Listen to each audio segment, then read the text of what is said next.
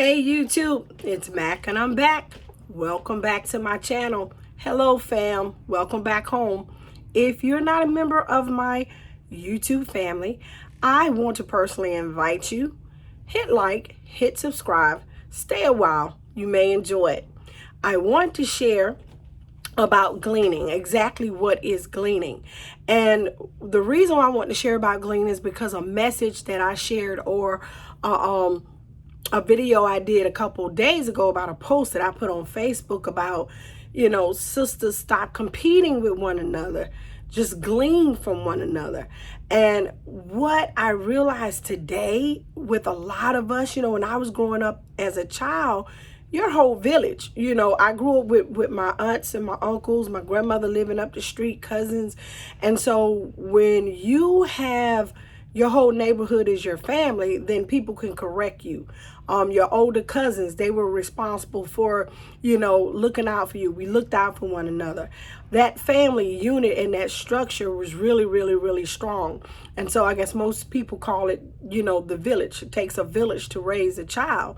And so I can honestly say I did have that. And even when we were in school, your teachers had a specific place in your life, not just to educate you academically, but I had some really good teachers. I had some that were not so good, but I had some really good teachers that would correct you when you were morally wrong, or when you were, you didn't regard or you didn't respect someone, or especially them. They didn't tolerate that.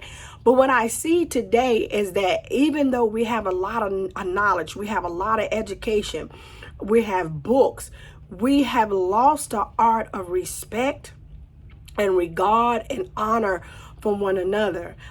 Even myself, my mother and my father, they taught me a lot, but we felt like at that time they were being old-fashioned. So unfortunately, a lot of lessons I had to learn the hard way, and I had to have an experience in order to gain wisdom, opposed to just taking the wisdom of those that are your elders in your surroundings.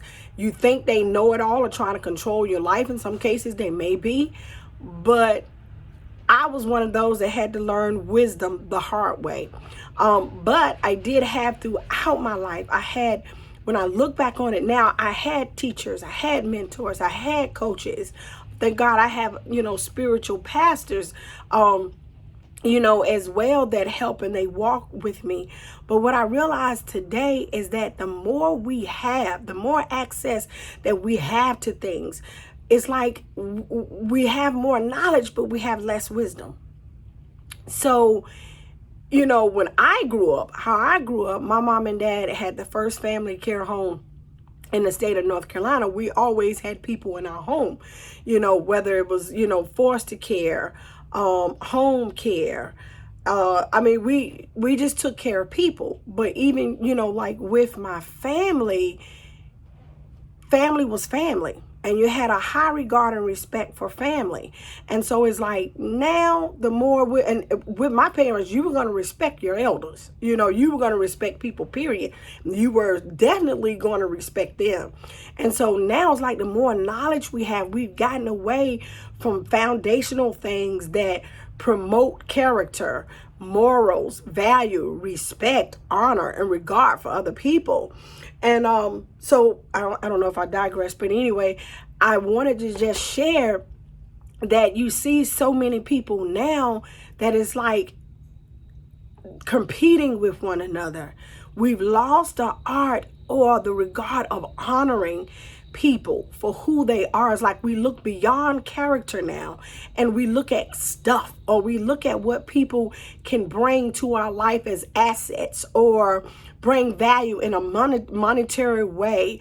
That crab mentality of I have to pull you down in order to get ahead.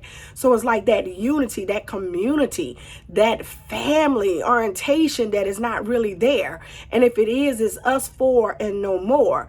And so that village was very, very important, back in the day, because it took all of us in order to survive. And now we're literally having to survive from destroying one another, somebody destroying you. And so I want to share about that gleaning. Gleaning, if you have a leader, you follow a leader. You're following them to get to a destination, like pastors and, pastors and, like, I guess on your job, you have leadership. But what I'm thinking, like gleaning, the thing about gleaning, I think it's a form of mentoring. I think it's a form of, it's a different type of relationship. Like your pastor, your boss, you're going to regard and you're going to respect them, because it's going to cost you something if you don't. So I think that's stuff that we don't necessarily have to be taught. You're going to, the ones in leadership are places of authority. You're going to respect them. Most times, if you're not doing it inwardly, you're definitely going to do it outwardly, because there's a consequence if you don't. But that self-respect and that mutual respect for other people, or for your brother, for your sister, for your friends, it's like we don't really have that anymore. So that gleaning or mentoring, of course, I think about in the Bible about the gleaning of was it Ruth and Naomi, and she was gleaning because they were in a place of poverty and need. And so after so many years, a wealthy person, from their overflow, people can come and glean off of what was left over. And so, but then it would come a time and a point, you wouldn't always be there necessarily. Some people just have rough seasons that you would glean until you got to a place to where then in turn, when it came to your overflow, other people can glean from your fields. My prayer is, Lord, help me to be a fruitful vine, a fruitful field. I want what my life, from my overflow, that it comes from Him. It's not necessarily, something that I want to store up and be all mine. Of course, you have to have wisdom to store, but women will tend to tear that down stuff if we don't have the right identity or purpose. We not only would tear down what we're building, we'll tear down other people. And so that sisterhood, that fellowship, that communion from a place of authenticity and a place of genuine love and concern for one another, we really don't see that anymore. We don't see that where that sister is building you up, or that sister is edifying you from a pure place in a pure heart with pure motives. It's like, I rub your back, you scratch mine. I think that's the saying.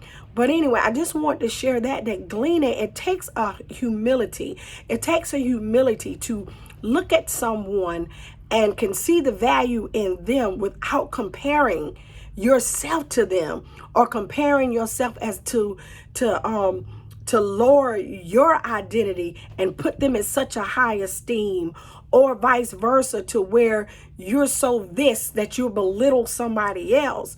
And so it takes a humbleness, a regard, to be able to see someone, and to see someone at a place that is like, I can admire you and value you, but instead of competing with you or comparing myself to you, maybe it's something from you that I can learn. And it doesn't always have to be where it's 101. It could be, I glean a lot from books that I read. I glean a lot from teachers, from that I used to, when I first got saved, Joyce Myers. I've never met her, but I've gleaned from her wisdom. My pastor's wife. Also, I've had mentors and teachers that I didn't know were exactly that until I look back on it. I had an older lady by the name of Mother Powell that came into my life. And man, when I tell you, she dropped some nuggets that I didn't necessarily get then. But now it's like, wow, she allowed me, and I had the honor to glean from her. And those are my elders. But also from sister to sister, one another. There is so much value that we as individuals bring. And unless you really know your personal value and you can honor that, I don't know if you can really value or honor other people. And so that's something that I believe that we've gotten away from. Glean. You can glean from somebody, and we can glean together. I can glean from this sister who may have something or doing something. She's achieved something, or she has peace, she has stability, she has success, and that I can admire. Not compete, but I can admire. And then those nuggets of wisdom, I can apply them to my life. And then if we're in it, sister to sister together. Like I have a friend now, we're going to the track, we're going to the gym, we're going to the sauna together. We're gleaning off of one another, but we're also taking wisdom, coming back, inspiring one another. That's sacred sisterhood. That's sacred sisterhood. And so I just want to share that. Get a mentor, someone that you admire. Learn from her.